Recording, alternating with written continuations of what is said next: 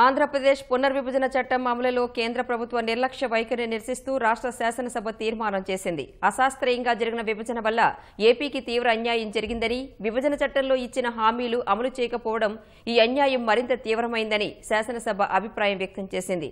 ముఖ్యమంత్రి చంద్రబాబు శాసనసభలో ఈ తీర్మానాన్ని ప్రవేశపెట్టగా భాజపా సైతం సమ్మతి తెలపడంతో సభ ఏకగ్రీవంగా ఆమోదించింది.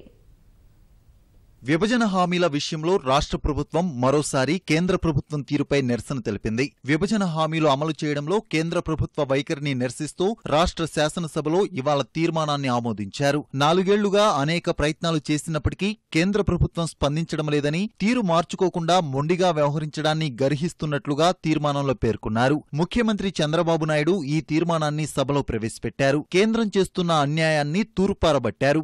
ఏ డిమాండ్ కూడా ఇంతవరకు కన్సిడర్ చేసే పరిస్థితులు లేవు. ప్రత్యేక హోదా ఎక్కడ వేసింది అక్కడే ఉంది. మీకు మాత్రం చీమ కుట్టినట్లేదు. పోలవరం ప్రాజెక్టు ఇంకా రియంబర్స్మెంట్ రావడం లేదు. ఆర్థిక లోటు కానీ దాని కూడా ఇచ్చే పరిస్థితులు లేరు. అమరావతి దీన్ని ఆదుకోవాలన్న ఆలోచన లేదు. మెట్రో రైలు అతి లేదు గతి లేదు. ఇంటర్నేషనల్ ఫ్లైట్ వేయడానికి ఇక్కడ మనసు రావడం లేదు. 2 రాష్ట్రాల మధ్య ఉండే సమస్యలను పరిష్కారం చేయడానికి ఒక్క మీటింగ్ కూడా పెట్టే సమయం కూడా మీకు లేదంటే దీన్ని ఏమనాలో నాకు అర్థం కావడం లేదు. అన్యాయం జరిగితే ఆ అన్యాయాన్ని కరెక్ట్ చేయాల్సిన బాధ్యత కేంద్రానికి లేదా అని ఈ చట్టసభ ద్వారా నిలదీస్తుందన్న దేశం. తెలంగాణలో మాకు తెలుగుదేశం పార్టీకి పొత్తు లేదని మీరు చెప్పారు. అక్కడ టీఆర్ఎస్ తో కూడా కలవకుండా ఉండడానికి మీరు కుట్ర చేసే పరిస్థితికి వచ్చారు. అంటే మీ ఉద్దేశం ఏంటి? 2 రాష్ట్రాల మధ్య తగరాదులు పెట్టాలి, తెలుగుదేశాన్ని దెబ్బతీయాలి, ఆంధ్రప్రదేశ్కి అన్యాయం చేయాలి. ఎట్టి పరిస్థితుల్లో ప్రత్యేక హోదా సాధించే వరకు తెలుగు ప్రజానీకం ఎట్టి పరిస్థితుల్లో పోరాటాన్ని వదిలిపెట్టారు. ఎవరు అడ్డం వచ్చినా, ఎవరు సహకరించినా, ఎవరు సహకరించకపోయినా ఈ పోరాటం ఆగదు. ఆగే సమస్య లేదు. తాము ఏం చేసినా సరిపోతుంది అనే రీతిలో కేంద్రం వ్యవహరిస్తోందని, ఫెడరల్ స్ఫూర్తి ఇదేనా అని చంద్రబాబు ప్రశ్నించారు. ప్రజలను అనగదొక్కే రాజకీయం చేస్తామంటే కుదరదని హెచ్చరించారు. పార్లమెంట్ లో అన్ని రాజకీయ పార్టీలు చెప్పిన తర్వాత, ఆంధ్రప్రదేశ్ అడిగేది సబబు అని అడిగిన తర్వాత ఎందుకు ఒక్క బీజేపీ పార్టీ మాత్రం, మిమ్మల్ని సపోర్ట్ చేసే 1-2 పార్టీలు మాత్రం ఎన్నికపోతున్నాయని అడుగుతున్నా. అంటే మీరు ఏం చేసి జరిగిపోతుందండి? ఈ రాష్ట్రానికి అడ్డంగా అన్యాయం చేసిన, ఒక పైసా ఇవ్వకపోయినా, ఇచ్చిన డబ్బులు తీసేసుకున్నా, లేకుంటే మేము పర్మిషన్స్ ఇవ్వమన్నా అంటే ఇది ప్రజాస్వామ్యం కాదా? ఇది కేంద్ర రాష్ట్ర సంబంధాలు ఇదేనా కోఆపరేటివ్ ఫెడరలిజం? ఇదేనా టీమ్ ఇండియా? ఈ సందర్భంగా భాజపా పక్ష నేత విష్ణు కుమార్ రాజు మాట్లాడుతూ కేంద్రం రాష్ట్రానికి న్యాయం చేయడానికే ప్రయత్నిస్తోందన్నారు. గౌరవ ముఖ్యమంత్రి గారు మాట్లాడుతూ చాలా పెర్ఫెక్ట్ గా చెప్తారు అధ్యక్ష. ప్రతి ఒక్కళ్ళ మనసుల్లో కూడా అది చూపించేటట్టు కేంద్రాన్ని వెనకేసుకొచ్చే విధంగా ఉన్న విష్ణుకుమార్ రాజు వ్యాఖ్యలపై చంద్రబాబు జోక్యం చేసుకుని ఇద్దరి వాదనలను న్యాయమూర్తి ముందు ఉంచుతామని, ఎవరిది సబబో తేల్చుదామని అన్నారు.